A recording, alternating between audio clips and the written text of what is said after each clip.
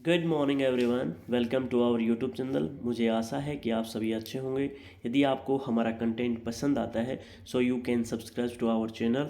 सो हमने last class में बात करी थी लिंग्विस्टिक क्लासिफिकेशन और लिंग्विस्टिक कंपोजिशन की। कंपोजिशन क्या होता है? सो बेसिकली हम डिस्क्राइब करते हैं अकॉर्डिंग टू यानी कि पॉपुलेशंस कैरेक्टरिस्टिक, यानी कि लोगों की जो विशेषताएं होती हैं, जनसंख्या की जो विशेषताएं होती हैं उसी को हम बोलते हैं population composition. So today we will discussion about the religious composition. So religion यानी कि धर्म, जो धर्म होता है धार्मिक, इसको बोलते हैं धार्मिक संगठन, या फिर धर्म के आधार पर लोग किस प्रकार से डिवाइड हैं, कौन कौन से लोग हैं जो वेरियस टाइप के जो रिलीजन होते हैं उनको प्रैक्टिस करते हैं, यानी कि कितने लोग हैं जो हिंदुइज्म को फॉलो करते हैं, कितने लोग मुस्लिम हैं, कितने अलग अलग जितने भी वर्ल्ड के अंदर रिलीजन है, किस प्रकार से लोग डिवाइड है, किन किन चीज़ों के अंदर बिलीफ वो करते हैं, इन सभी चीज़ों के बारे में हम इस चैप्टर के अंदर पढ़ने वाले हैं। सो रिलीजियस कंपोजिशन जो है इसके बारे में हम पढ़ेंगे। So let's start. जो रिलीजन होता है is one of the most dominant force affecting the cultural और political life of majority of Indians. यानी कि जो धर्म होता है भारतीय रेफरेंस में यदि हम बात करें तो काफ़ी इम्पोर्टेंट माना जाता है।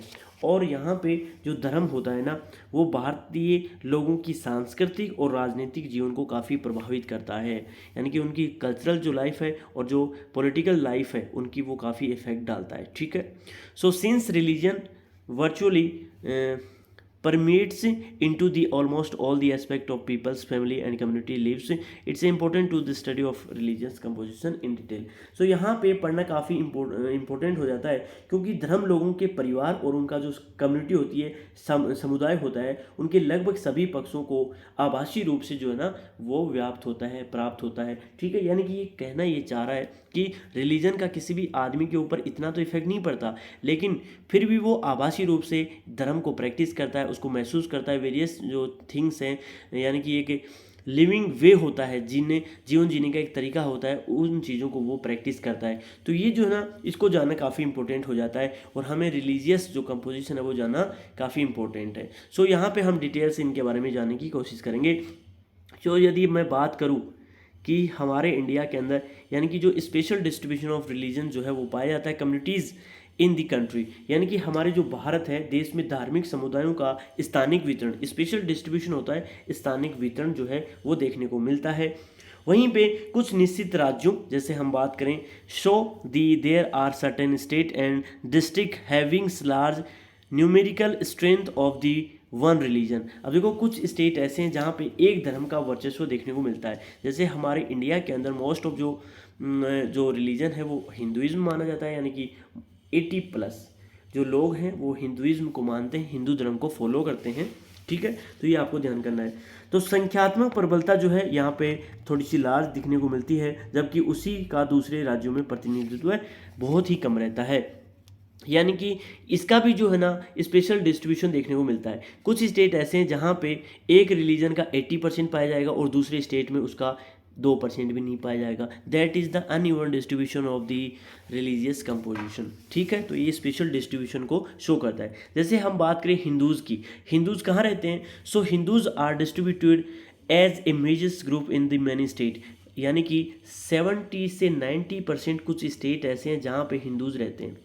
ठीक है। उनका परसेंटेज कितना है? 70 से लेकर 90% तक उनका परसेंटेज है। जैसे हम बात करें कहाँ पे पाए जाते हैं हिंदूज, मोस्टली जो डोमिनेंट है जहाँ पे except to this district of state along the Indo Bangladesh border, यानी कि बांग्लादेश का जो बॉर्डर है वहाँ पे भारत और बांग्लादेश सीमा के ऊपर, इंडो पाक बॉर्डर के ऊपर, Jammu and Kashmir, hill station of north east and scattered areas of Deccan plateaus and Ganga plains. यहाँ पे जो है ना हिंदूज का जो परसेंटेज है मोस्ट ऑफ 70 से लेकर 90% जो है वो पाया जाता है।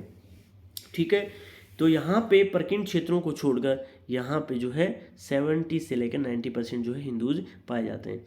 इसके अलावा हम बात करें मुस्लिम, देखो यहाँ पे एक चार्ट जो है सेंसस ऑफ इंडिया 2011 के अकॉर्डिंग जो है ना उनका परसेंटेज आप देख सकते हो। हिंदू जो है ना उनकी पॉपुलेशन जो है वो 1966 जो है ना मिलियन पाई जाती है इंडिया के अंदर, जो अप्रोक्सीमेटली 80% पाया जाता है। मुस्लिम जो है वो इंडिया के अंदर 40.2% पाए जाते हैं, क्रिश्चियन जो होते हैं 2.3%, सिख जो होते हैं 1.7% पाए जाते हैं, बुद्धिस्ट जो होते हैं 0.7% पाए जाते हैं, और जैन्स की बात करें, जो जैनी लोग होते हैं उनका परसेंटेज 0.4% पाया जाता है। और यदि हम बात करें कुछ एथिस्ट लोग जो है रिलीजन को फॉलो नहीं करते, ठीक है, ORP जिनको बोला जाता है, वो 0.7।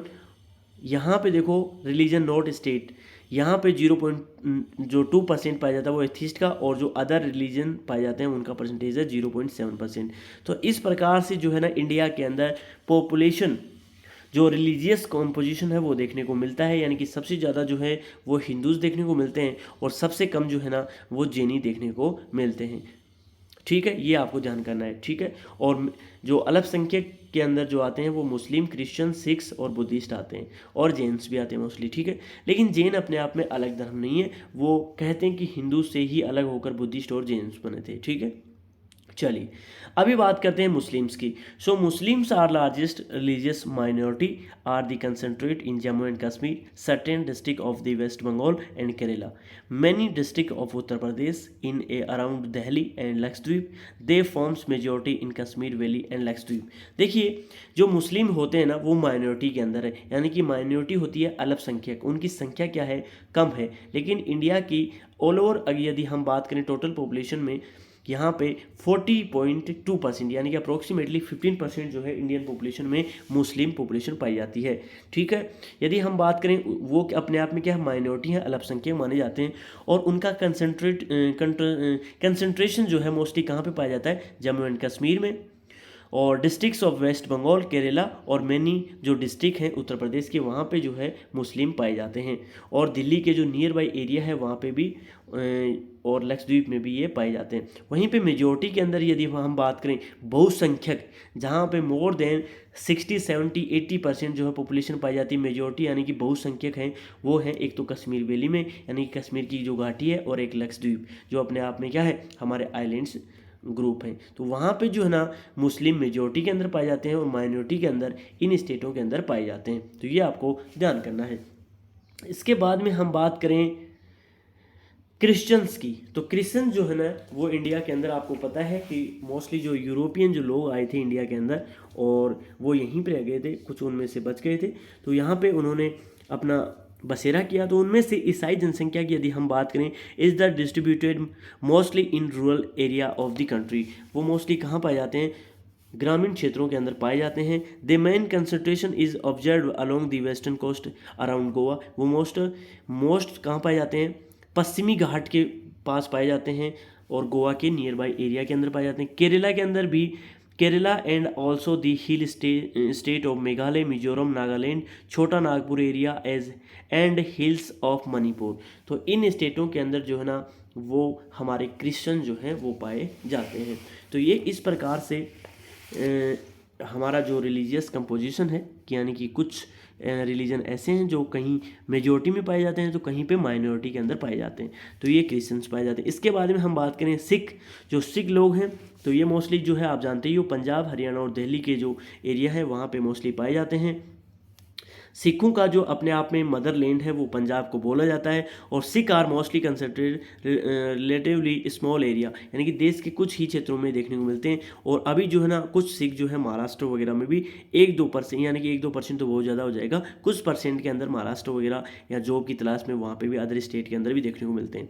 इसके बाद में हम बात करेंगे जैन और बुद्धिस्ट की, जो सबसे अपने आप में माइनॉरिटी के अंदर हैं और हिंदू रिलीजन से निकले हुए हैं। सो smallest religion group in India, ये अपने आप में क्या है सबसे छोटा धार्मिक संगठन माना जाता है। Have their concentrations only in selected areas of the country, ये कुछ चिन्हित एरियाज के अंदर ही रहते हैं। जैन की यदि हम बात करें तो वो मेजर कंसंट्रेशन जो है उनका वो शहरों के अंदर ज़्यादा है, और वो राजस्थान, गुजरात और महाराष्ट्र के अंदर मोस्टली पाए जाते हैं। ठीक है, जैसे हम बात करें जालोर, डूंगरपुर, बांसवाड़ा, ठीक है, कोटा, ये वहाँ पे जैनी ज़्यादा पाए जाते हैं। ठीक है, और हम बात करें व्हील दी बुद्धिस्ट, तो बुद्धिस्टों का जो है ना सबसे ज़्यादा पॉपुलेशन पाई जाती है महाराष्ट्र के अंदर, जहाँ पे जो भीमराव अंबेडकर थे उन्होंने जो नया एक एक ग्रुप चलाया था, सेगमेंट चलाया था, तो उनको उनके जो फॉलोअर थे वो उन्होंने बुद्धिस्ट को जो है रिलीजन को फॉलो किया, और महाराष्ट्र में प्रेजेंट में इनकी जो पॉपुलेशन है वो सबसे ज़्यादा है। इसके अलावा हम बात करें बुद्धिस्टों की जो पॉपुलेशन है जो मेजोरिटी में है, तो उनमें से एक तो सिक्किम हो गया, सिक्किम में भी मेजोरिटी के अंदर है वो, अरुणाचल प्रदेश, लद्दाख, जम्मू एंड कश्मीर, त्रिपुरा, लाहौल स्पीति और हिमाचल प्रदेश में मोस्टली जो है बुद्धिस्टों का कंसंट्रेशन या उनका जो है संकेंद्रण देखने को मिलता है। ठीक है, इसके बाद में हम बात करें अदर रिलीजन, जैसे हम बात करें जेरोस्ट्रियन, एक तो ये जो है रिलीजन है, ये अपने आप में यूरोपियन एक रिलीजन था, तो यहाँ पे भी उनका कंसंट्रेशन पाया जाता है। कुछ ट्राइब्स हैं जो जनजाति जिनको बोला जाता है, उनकी भी परसेंटेज जो है यहाँ पे इंडिया के अंदर देखने को मिलता है।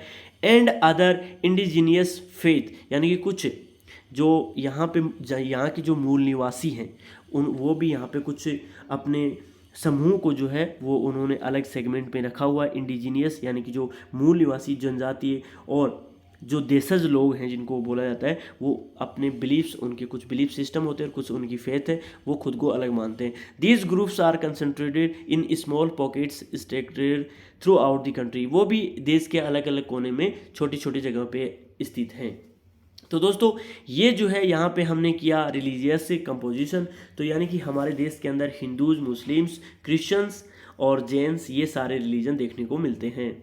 इसके अलावा दोस्तों यहाँ पे एक छोटा सा पोर्शन और बच गया है जिसका नाम है रिलीजन एंड लैंडस्केप। अब दोस्तों इसको हिंदी में बोलते हैं धर्म और भूधर से।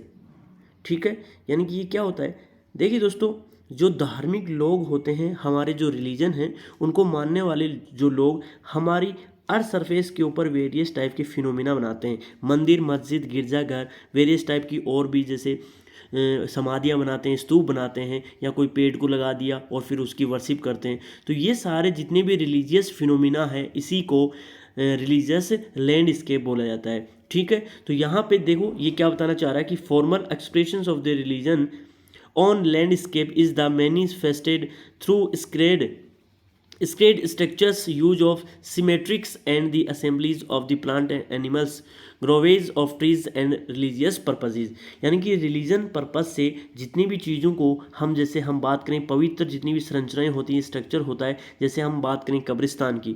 ठीक है, तो यहाँ पे हम कब्रिस्तान बनाते हैं, पौधों और प्राणियों के कुछ स्ट्रक्चर बना लेते हैं, धार्मिक उद्देश्यों के लिए वृक्षों की पूजा करते हैं, उनको लगा देते हैं। तो ये जितनी भी चीज़ें हम रिलीजियस पर्पज से करते हैं, इसी को हम रिलीजन और लैंडस्केप बोलते हैं। ठीक है, यानी कि रिलीजन का लैंडस्केप के ऊपर यानी कि अर्थ सरफेस के ऊपर क्या कौन कौन से फिनोमिना हम बनाते हैं, that is the religious landscape. ठीक है, सो स्क्रेड स्ट्रक्चर आर वाइडली डिस्ट्रीब्यूटेड, ये हमारे देश के अंदर वाइडली जो है पूरे देश में फैले हुए हैं। जैसे हम बात करें, these may range from the inconspicuous village shrines to large Hindus temple. जैसे हम बात करें समाधियाँ जो होती हैं गाँवों से लेकर हिंदू मंदिर जो हैं, मोनूमेंट्स और मस्जिद जो मस्जिदें हैं, कैथेड्रल जो जिसको हम बोलते हैं गिरजाघर या चर्च बोल देते हैं जिसको, और इन दी लार्ज मेट्रोपॉलिटन सिटीज़ जो हमारे शहरों और गांवों तक फैले हुए हैं। तो ये सारे जितने भी हम रिलीजियस पर्पस से मंदिर, मस्जिद,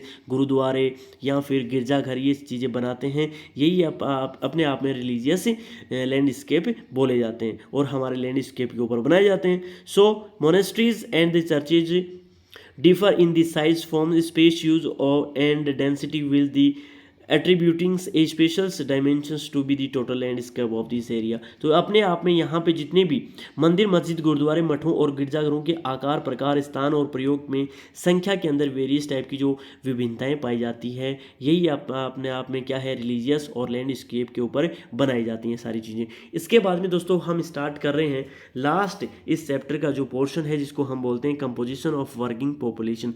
यानी कि हम वर्किंग जो पॉपुलेशन है, लोगों के जो व्यवसाय हैं, क्या क्या काम करते हैं, उसी को हम बोलते हैं व्यवसाय का संगठन। क्या लोग काम करते हैं, कितनी महिलाएं काम करती हैं, कौन से काम करते हैं वो, ठीक है, कितना उनका परसेंटेज है, that is the composition of working population. So there are populations of India's according to their economic status is divided into 3 groups. यानी कि यदि हम बात करें जो वर्किंग जो पीपल्स हैं उनको हम 3 ग्रुप के अंदर डिवाइड कर सकते हैं। पहला है मैन वर्कर्स, फिर मार्जिनल वर्कर्स और फिर है नॉन वर्कर। यानी कि पहले वो लोग हैं जो मैन वर्कर, जो हमेशा क्या करते हैं, जो हमेशा ही क्या करते हैं, श्रम का काम करते हैं, श्रमिक रहते हैं। फिर एक आता है मार्जिनल, जिनको हम बोलते हैं सीमांत श्रमिक। सीमांत जो श्रमिक होते हैं इनको बोलते हैं मार्जिनल श्रमिक बोलते हैं, ठीक है। फिर एक आते हैं नॉन वर्कर्स, जो हम यानी कि अश्रमिक होते हैं, वो किसी प्रकार का कोई काम नहीं करते लेकिन वो कंसिडर किए जाते हैं वर्कर्स के अंदर, ठीक है। अब हम बात करते हैं, it is the observe that India as the proportions of worker both man और मार्जिनल, यानी कि जो मुख्य वर्कर और मार्जिनल जो सीमांत किसान है, किसान जो श्रमिक है, इनका जो पोर्शन है is only 39% according to census 2011, leaving a vast majority of about 60% of the non workers। यानी कि हम बात करें भारत में जो श्रमिक हैं, दोनों मुख्य और जो सीमांत श्रमिक है, उनका अनुपात 2011 की जनगणना के अनुसार जो है वो कितना था, 39.8% था, जबकि 60% जो है वो कौन से वर्कर्स थे, नॉन वर्कर्स थे, वो किसी प्रकार के कोई श्रमिक नहीं थे। तो यानी कि जो दो वर्कर कैटेगरी होती हैं, मेन वर्कर और मार्जिनल वर्कर, उनका परसेंट था कितना, 39.8%, और वहीं पे नॉन वर्कर जो था उनका परसेंटेज था 60%।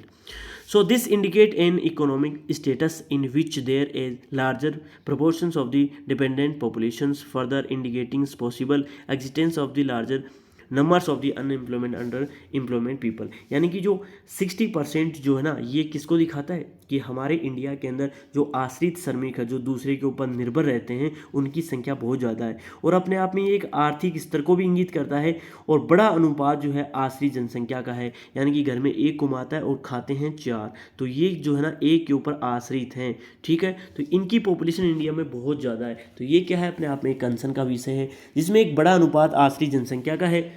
जो आगे बेरोजगार, यानी कि वो क्या होगा आगे जाके, अभी जो है ना एक आदमी के वो आश्रित हैं, तो वो फ्यूचर में जाकर क्या हो जाएंगे, वो दूसरे आदमी को, यानी कि खुद तो बेरोजगार रहेंगे भी और वो बेरोजगारी को ज़्यादा बढ़ाएंगे। सो अल्प रोजगार प्राप्त लोगों की बड़ी संख्या होने की संभावना की ओर इशारा करता है, यानी कि वो यदि घर पे एक कमाता है और 5 जो जने खाते हैं, तो फ्यूचर में ये एस्टिमेट लगाया जा सकता है कि जो 5 हैं उनमें से कम 4 तो बेरोजगार ही निकलेंगे।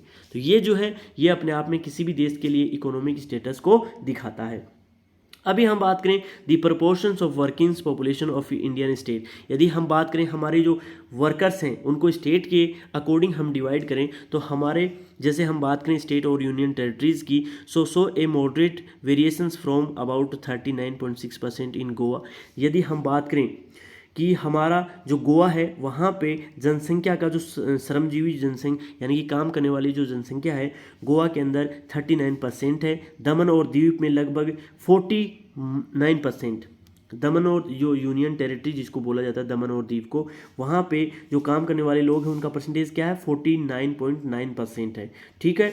तो यहाँ पे जो वेरिएशन देखने को मिलता है, the state has larger percentage of workers are Himachal Pradesh. अब देखिए जहाँ पे जो लार्जर वर्कर्स हैं, जहाँ पे काम करने वाले बहुत ज़्यादा मिलते हैं, उनमें से कुछ स्टेट ऐसे हैं, हिमाचल प्रदेश में काम करने वाले बहुत मिल जाएंगे, ठीक है। सिक्किम, छत्तीसगढ़, आंध्र प्रदेश, कर्नाटक, अरुणाचल प्रदेश, नागालैंड, मणिपुर, मेघालय और union territory like Dadra Nagar Haveli, दमन और दीव हैर हायर परसेंटेज पार्टिसिपेशन रेट। यहाँ पे जो काम करने वाले जो श्रमिक होते हैं, कामगार होते हैं, उनकी संख्या बहुत ही ज़्यादा देखने को मिलती है इन स्टेट के अंदर, तो ये आपको ध्यान करना है।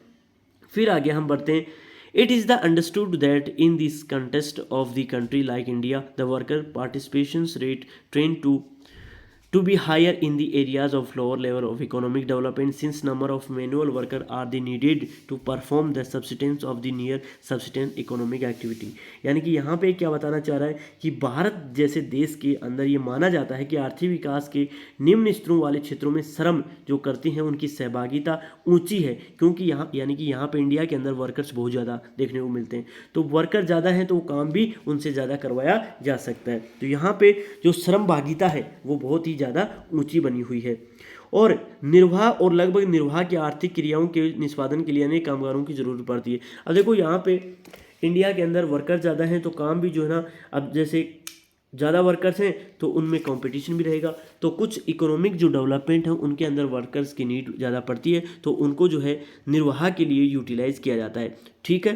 यानी कि सब्सिस्टेंस के लिए वो अपने निर्वाह के लिए काम करते हैं, ठीक है। बहुत ज़्यादा कंपटीशन है श्रमिकों के अंदर भी, और ज़्यादा उनको यूटिलाइज किया जाता है for the economic development activities. ठीक है, अब बात करते हैं हम ऑक्यूपेशनल कंपोजिशन की। जैसे हम बात करते हैं कि कितने लोग हैं जो अकॉर्डिंग टू उनकी जो ऑक्यूपेशन क्या क्या है, क्या क्या वो काम करते हैं, तो उनके अकॉर्डिंग हम यहाँ पे पढ़ने वाले हैं।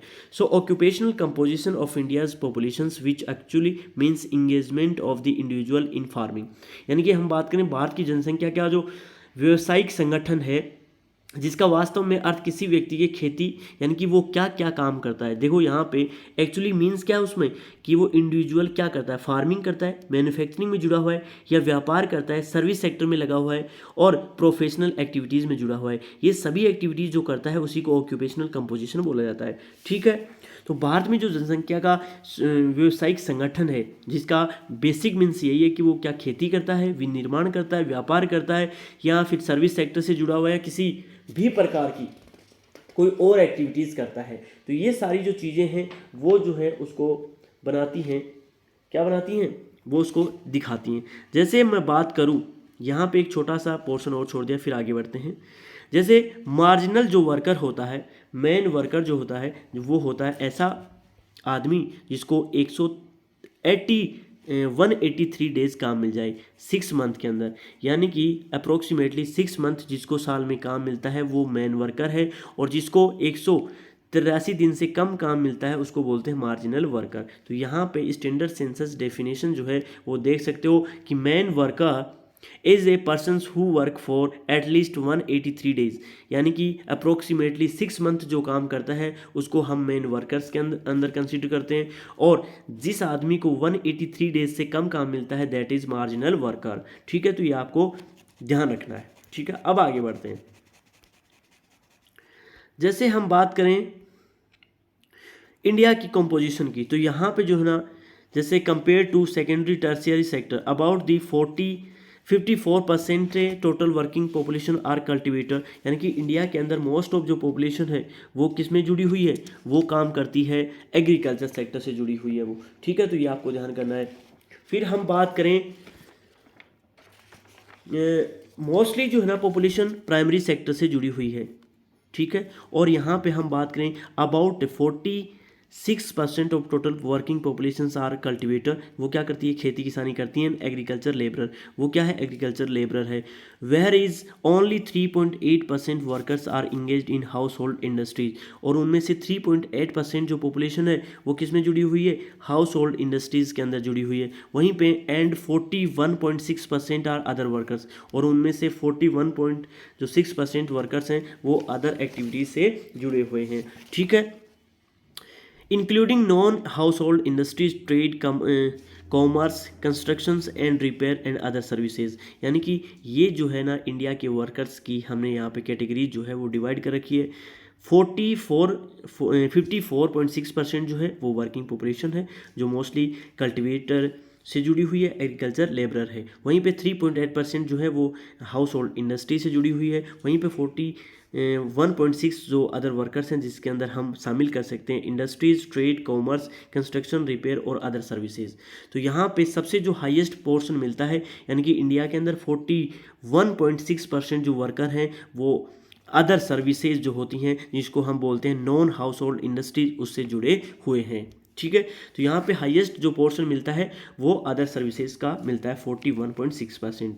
As far as the occupations of country as male and females population is concerned, male workers out number of females worker in all this 3 sectors. अब देखो यहाँ पे हम बात करें महिलाओं की, जैसे यहाँ पे जहाँ तक देश की पुरुष और स्त्री जनसंख्या का व्यवसाय का प्रश्न है, तो पुरुष श्रमिकों की संख्या जो है स्त्री श्रमिकों की संख्या से 3 सेक्टरों में अधिक है। देखो यहाँ पे मोस्ट ऑफ जो फीमेल वर्कर हैं, हमारी जो फीमेल हैं, महिलाएं जो वर्कर्स होती हैं वो मोस्टली प्राइमरी एक्टिविटीज़ से ही जुड़ी हुई हैं। वहीं पे धीरे धीरे इंडिया के अंदर ग्रोथ हो रही है, वो भी सेकेंडरी और टर्शियरी सेक्टर के अंदर धीरे धीरे इंगेज्ड होती जा रही हैं। तो ये अपने आप में किसी भी देश के अंदर ये काफ़ी इंपॉर्टेंट हो जाता है कि उस देश की महिलाएं किस सेक्टर से जुड़ी हुई हैं, उन्हें कितनी अपॉर्चुनिटीज़ मिलती हैं। तो मोस्टली यहाँ पे यदि हम बात करें,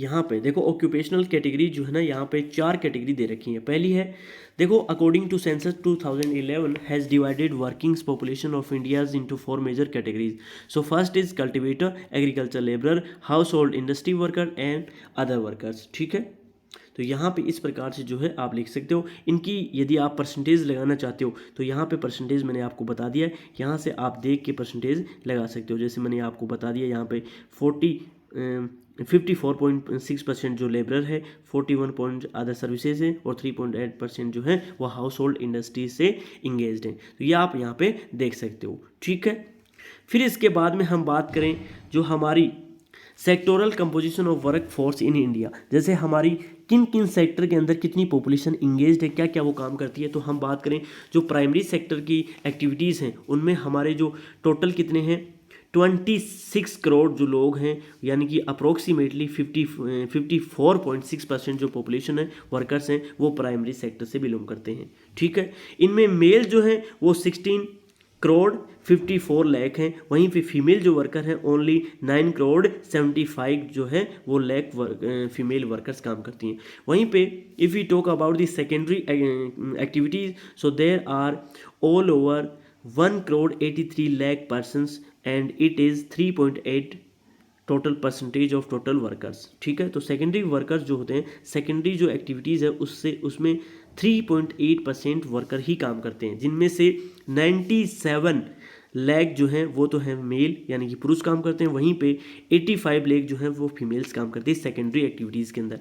वहीं पे बात करें हम टर्शियरी एक्टिविटीज़ के अंदर, या फिर इसको बोलते हैं सर्विस सेक्टर, तो यहाँ पे टोटल जो लोग हैं वो काम करते हैं 20 करोड़ समथिंग। वहाँ पे इसका टोटल पॉपुलेशन ऑफ वर्कर्स है 41.6%, जिनमें से मेल जो है वो काम करते हैं 15 करोड़ और वहीं पे फीमेल वर्कर्स करती हैं 4.3, यानी कि 4 करोड़ 37 जो है लाख फीमेल्स यहाँ पे काम करती हैं।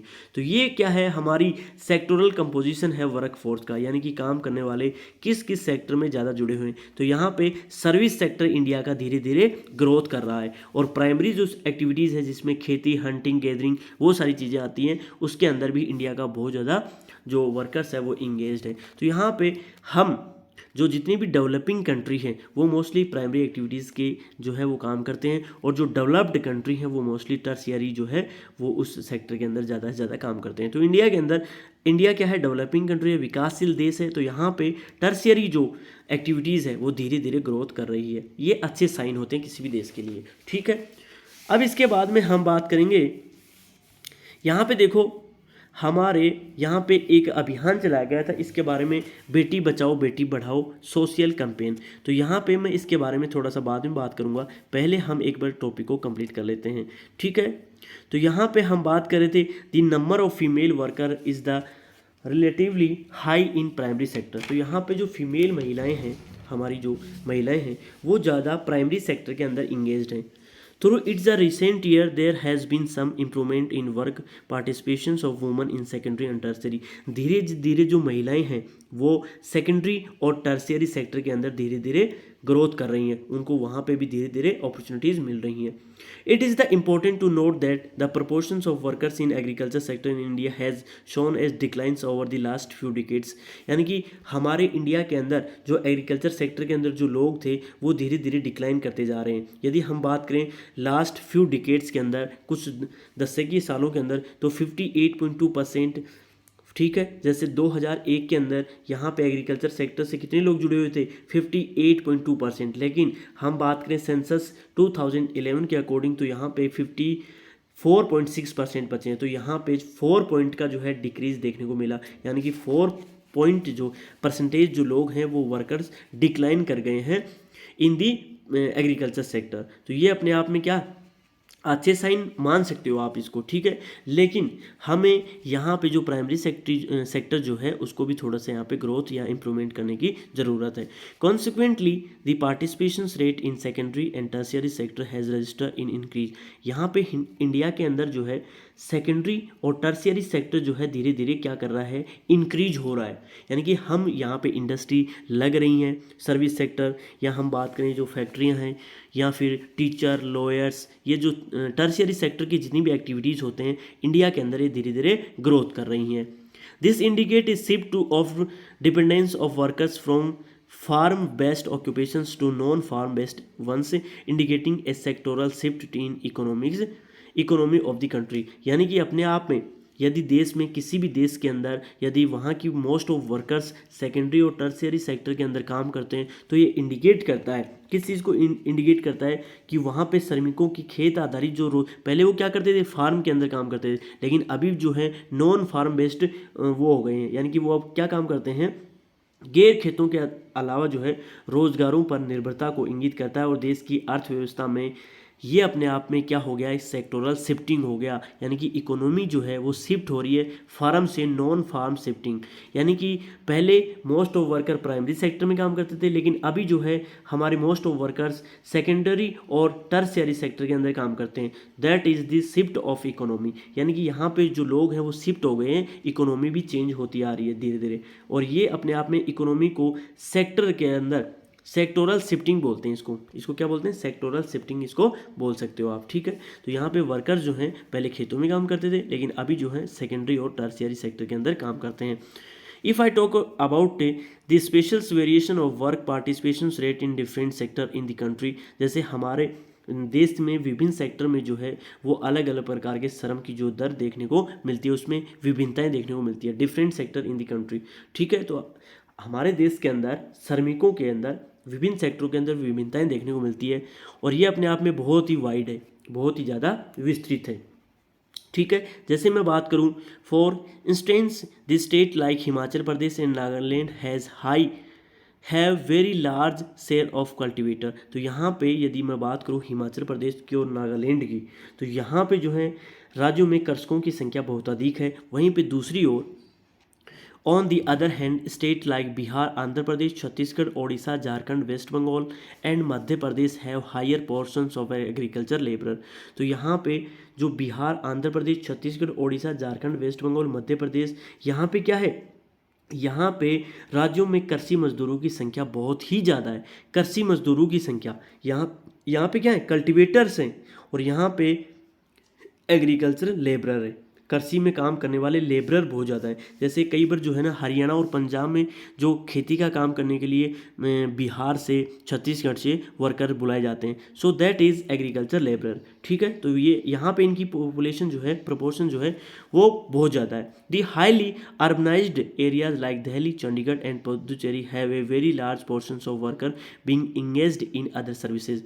देखो दोस्तों, हमारा जो अर्बन जो शहर हैं जितने भी दिल्ली, चंडीगढ़, पुदुचेरी, यहाँ पे मोस्ट ऑफ जो वर्कर हैं वो अदर सर्विसेज के अंदर इंगेज्ड हैं। यानी कि यहाँ पे टर्शियरी सेक्टर या फिर जो क्वार्टनरी जो सेक्टर होता है वहाँ पे जो लोग मोस्ट ऑफ वर्कर्स काम करते हैं। यानी कि यहाँ पे खेती वगैरह काम नहीं करते शहरों के अंदर, वो मोस्टली टर्शियरी या फिर अदर सेक्टर के अंदर काम करते हैं।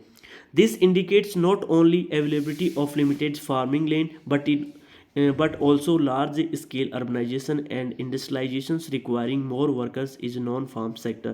तो यानी कि ये किस चीज़ को शो करता है, यानी कि यहाँ पे न केवल सीमित कृषि भूमि की उपलब्धता को बल्कि स्तर पर होने वाली जो नगरीकरण, अर्बनाइजेशन है, इंडस्ट्रियलाइजेशन है द्वारा गैर कृषि कार्य नॉन एग्रीकल्चर सेक्टर है वहाँ पे अधिक श्रमिकों की आवश्यकता को भी इंगित करती है। यानी कि यहाँ पे इंडस्ट्रियलाइजेशन और अर्बनाइजेशन, शहरीकरण और औद्योगिकरण के कारण यहाँ पे वर्कर्स की बहुत ज़्यादा नीड होती है। फैक्ट्री वगैरह हमेशा चलती रहती हैं, बिल्डिंग बनती रहती हैं, तो यहाँ पे वर्कर्स की बहुत ज़्यादा, नॉन फार्मिंग सेक्टर की बहुत ज़्यादा नीड पड़ती है, और यहाँ पे बहुत ज़्यादा वर्कर्स की नीड पड़ती है, ठीक है दोस्तों। तो ये जो है यहाँ पे हमारा चैप्टर कंप्लीट होता है। इसमें थोड़ा सा एक ये जो है ना, promoting gender sensitivity through a Beti Bachao Beti Padhao social campaign. अब दोस्तों ये क्या था, देखिए दोस्तों, हमारे वर्ल्ड में जो है ना यहाँ पे ये अभियान चलाने की ज़रूरत क्यों पड़ी, तो यहाँ पे ज़रूरत इसलिए पड़ी क्योंकि हम सोसाइटी के अंदर जो सोशल डाइवर्सिटी है, जो हमारी सामाजिक विभिन्नता है, वो हमारी सोसाइटी के अंदर बहुत ही ज़्यादा देखने को मिलती है। यानी कि हम अकॉर्डिंग टू जेंडर जो है ना डिस्क्रिमिनेशन करते हैं। यानी कि हम क्या करते हैं, पुरुषों को ज़्यादा अपॉर्चुनिटीज़ प्रोवाइड करवाते हैं और महिलाओं को कम अपॉर्चुनिटीज़ प्रोवाइड करवाते हैं। और जो थर्ड पर्सन होता है, जिसको हम थर्ड जेंडर बोलते हैं, ठीक है, तो उनको तो हम किसी प्रकार की रेपुटेशन देते ही नहीं है। तो इसके लिए जो है ना हमें क्या करना चाहिए, उनको इक्वल जो है ना इक्वल अपॉर्चुनिटीज़ प्रोवाइड करवानी चाहिए। उनके हेल्थ केयर या फिर उनका हर चीज़ के अंदर पार्टिसिपेशन होना चाहिए, इसके ऊपर हमें फोकस करना चाहिए। तो यही इसी के लिए गवर्नमेंट ने एक बेटी बचाओ बेटी पढ़ाओ जो सोशल कैंपेन जो है वो लॉन्च किया था। जैसे हम बात करें division of the society into male female and transgender, तो हमारी सोसाइटी मोस्टली आप सभी को पता ही कि मेल फीमेल और ट्रांसजेंडर जो है उनके अंदर डिवाइड है। और ये अपने आप में क्या है, बायोलॉजिकल और नेचुरल है, ये आप सभी को पता है। लेकिन वास्तव में जैसे हम बात करें, but in reality there are social contrast and roles assigned to individual which are reinforced by the social institute. अब हमारे सोसाइटी के अंदर क्या है, कितने भी समझदार हो जाएं फिर भी हम क्या करते हैं, डिस्क्रिमिनेशन करते हैं, भेदभाव करते ही हैं। और this biological differences become this basis of social differentiation. और ये अपने आप में जो बायोलॉजिकल डिफरेंस है यही अपने आप में सामाजिक विभिन्नता का कारण बन जाते हैं। तो इसी से क्या आता है, डिस्क्रिमिनेशन होता है, एक्सक्लूजन होता है, जिसको हम क्या बोलते हैं, यानी कि विभिन्न भेदभाव, अलगाववाद, बहिष्कार हम इन चीज़ों का करते हैं। उनको तवज्जो नहीं देते, उनको सही तरीके से हम सम्मान नहीं करते, उनकी इज्जत नहीं करते। तो that is very danger for our society. The exclusion of the our half of the population become a serious handicap to any other developing and civilize society. अब हम क्या करते हैं, विकासशील, अब देखो हम डिस्क्रिमिनेशन करते हैं, अलगाव करते हैं, बहिष्कार करते हैं, तो मोस्ट ऑफ ये अपने आप में एक सोसाइटी, गुड सोसाइटी की एक विशेषता नहीं है, ये समाज के लिए अपने आप में गंभीर समस्या है। हम हैंडीकेप जो लोग हों उनके साथ अच्छा बिहेव नहीं करते, उनको अच्छे से ट्रीट नहीं करते, that is not good sign of a well developed society. So it is a global challenge. ये अपने आप में क्या है, एक विश्व स्तर की समस्या है, which have been be acknowledged by UNDP। अब देखो UNDP क्या है, यूनियन यानी कि यूनाइटेड नेशंस डेवलपमेंट प्रोग्राम, ये जो है एक UNO की ही ब्रांच है। UNO क्या होता है, यूनाइटेड नेशन ऑर्गेनाइजेशन, यानी कि इसको हम अंतर्राष्ट्रीय सरकार भी बोल सकते हैं। तो यहाँ पे ये UNO जो है कई प्रोग्राम चलाता है, इसी की एक ब्रांच है UNDP। उन्होंने यहाँ पे मेंशन किया कि if development is not endangered it is the endangered. अब उन्होंने क्या कहा कि यदि सभी के साथ विकास में सभी जेंडर सम्मिलित नहीं है, यदि कि विकास में सारे लोग सम्मिलित होने चाहिए, यदि ऐसा विकास नहीं है तो फिर वो किसी प्रकार का विकास होता ही नहीं है, वो अपने आप में लुप्त प्राय विकास है। देखो या तो किसी का विकास होना नहीं चाहिए, होगा तो सभी का साथ होगा, ठीक है। तो ये यहाँ पे UNDP बोलना चाह रहा था। तो UNDP ने HDR 1995 के अंदर ये अपनी डेफिनेशन दी थी। उन्होंने क्या कहा, किसी के साथ भेदभाव नहीं होना चाहिए, discrimination in general and gender discrimination in particular is a crime against humanity. यदि हम किसी भी जेंडर के अकॉर्डिंग डिस्क्रिमिनेशन करते हैं, हम उसकी पुरुष, स्त्री और ट्रांसजेंडर के अकॉर्डिंग हम किसी के साथ डिस्क्रिमिनेशन करते हैं, तो ये ह्यूमनिटी के अगेंस्ट है, मानवता के खिलाफ है, ये UNDP का यहाँ पे मानना था। तो हमें किसी के साथ भी भेदभाव नहीं करना चाहिए। All effort need to be made to address the denial of opportunities of education. सभी को जो है समान शिक्षा का अधिकार मिलना चाहिए। मानवता के प्रति अपराध, low wages for similar type of work, सभी को समान जो रोजगार के अवसर मिलने चाहिए। disregards to their entitlement to the live a dignified life, और जो सभी को जो है ना राजनीतिक प्रतिनिधित्व, समान अवसर, समान कार्य करने के लिए वेतन, स्वाभिमान के साथ जीवन जीने का अवसर सभी को मिले, इसके लिए विशेष जो प्रयास है वो किए जाने चाहिए। A society which fails to acknowledge and take effective measures to remove such discrimination, यानी कि अपने आप में जो सोसाइटी है सभी को अवसर मिले, इसके लिए विशेष प्रयास किए जाने चाहिए, इसकी आवश्यकता भी है। जो समाज इन सभी भेदभाव और बुराइयों को दूर करने के लिए प्रभावी कदम नहीं उठाता वह एक सभ्य समाज नहीं है, ठीक है। यानी कि इसको खत्म करना चाहिए डिस्क्रिमिनेशन को। Can not be treated as civilized one, यानी कि जो डिस्क्रिमिनेशन के खिलाफ नहीं बोलता वो अपने आप में एक सिविलाइज्ड सोसाइटी नहीं है। The government of India has duly acknowledge the adverse impact of this discrimination and launched a nation wide campaign called Beti Bachao Beti Padhao. तो उन्हीं के चलते भारत सरकार ने एक अभियान लॉन्च किया, वो था बेटी बचाओ बेटी पढ़ाओ, ठीक है। तो दोस्तों यहाँ पे जो हमारा यूएनडीपी है, जो यूएनओ है, वो क्या बोलता है कि सभी को समान अवसर मिलने चाहिए, किसी के साथ भी अकॉर्डिंग टू जेंडर जो है हमें डिवीज़न या फिर डिस्क्रिमिनेशन नहीं करना चाहिए। इसी के चलते इंडिया की गवर्नमेंट ने यहाँ पे एक कैंपेन चालू किया जिसका स्लोगन था बेटी बचाओ बेटी पढ़ाओ। अभी दोस्तों ये चैप्टर जो है यहाँ पे कंप्लीट होता है, इसके बाद में इसके क्वेश्चन आंसर देख लेते हैं। किसी को किसी भी प्रकार की यदि डाउट है so you can ask me frankly and write the comment box.